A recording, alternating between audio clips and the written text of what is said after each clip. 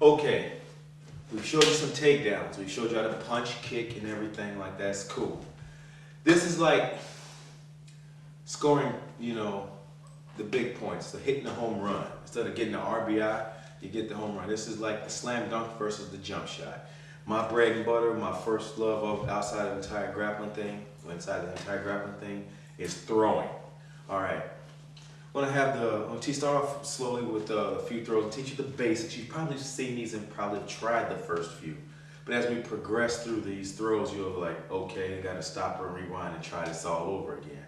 Well, if it comes out on DVD, you can rewind without, seeing the little squiggly lines. But right now, we're going to have my training partner come on back out here. He's my uki, if we're talking judo. All right. And I'm the tori. I'm the one throwing him. All right. I'm going to show you first the Seo Nage, Ippon Seo Nage. It's the basic shoulder throw that you've seen either on wrestling or in the movies with those action stars and everything, and they make it look so easy. Well, it is easy. I don't know if they can really throw it in a fight, because I don't know if they ever fought anybody other than point karate, aikido, whatever it is they do. But this, I'm going to show you, is one of the employable techniques that I've used in freestyle and Greco-Roman wrestling, judo, even in jiu-jitsu matches, when guys try to jump to their guard. This is one of the things that we're going to work on, and you're going to do this quite a few times. I'm going to do it like 3 or 4 times only, because I'm not trying to bust him up, because I got like 30 throws I got to do, and I only got one uki. So we're going to talk about the basics on this first. First, fundamental. You have to have off balance. You have to off balance your opponent. Remember I was talking about the 8 principal directions of off balance somebody? That's called Happo no Kazushi, forms of off balance. I'm going to bring him in a southerly direction, in other words, towards me, all right? And when I transfer his weight forward, that's when I'm going to hit him with the Ippon Seo Nage. I'm going to get my hips up underneath him. I'm going to put him in that Bermuda triangle. I'm going to explain that now. I have him in a basic tie. Okay, I want you to look at the feet. My lead leg is in between his 2 feet here, as stated. I'm going to show you the Bermuda triangle of danger. Take the 2 points of his toes. All right, right here. Gonna draw a point to my toe. All right. On your geometry majors, probably call that a scalene triangle. Was it isosceles? I don't know. It's been a while. But it's just a triangle nevertheless. All right. Now we have this triangle. I'm gonna pivot, back step off of my left leg, and hit him with the shoulder throw.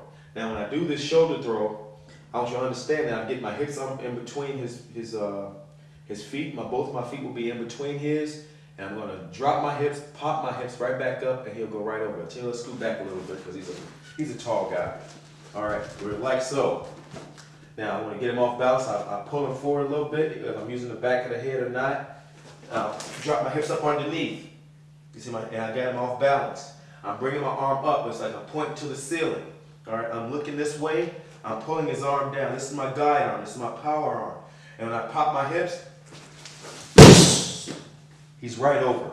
The arm is still mine. I want to keep control of the arm because now I can drop my shin bone into his neck, or I can drop my knee into his stomach. All right, because I want to maintain control of my opponent the entire time. All right, back up. Now, I'll do it 2 times. I'm going to do it as he moves towards me. All right, but the first time I'm going to have where we're tied up, whatever, and I'm here, and I'm going to take a back step here, all right, and I'll pop my hips, and I can have them under control here, all right. I'll hip forward, I'll extend the elbow here, all right. Now this one I'm going to have him moving towards me because I want him to exert his momentum towards me. Anytime you're doing this, mind you, your opponent is not standing still. They never stand still for you. This is almost like a live scenario when he's coming towards you. You can do this when somebody's charging you. You can do this in a fight. But mind you, with any type of technique that you have to sacrifice your back position, you're risking the chances of getting choked. If you remember fundamental principles like I've been teaching you, you should be okay with this, all right? Okay, this is the one when we're in a position where we're wrestling or whatever. I want to get the inside position. He's moving towards me. And I stay on top of him. I can put my knee on his stomach and on his head to keep him extended. I don't grab the wrist at this point. Once it's over, I have my forearm to forearm here, okay? Back up. one last time. All right. We're tied up in here. I get to inside position. Here. I have my inside position here. I have it snugged up against my body. Our hips are forward. All right. That's the Ippon Seo Nage. Now you can do a drop knee step with that, but the thing is that you don't get the disorientating movement of it. In other words, with the throw of this magnitude, they tend to lose direction as far as where they are in air. The other one is more kinder, and I don't want to drop him. I don't want to drop to a knee. I want to make this throw as explosive as possible. We're going to now move on to the next technique.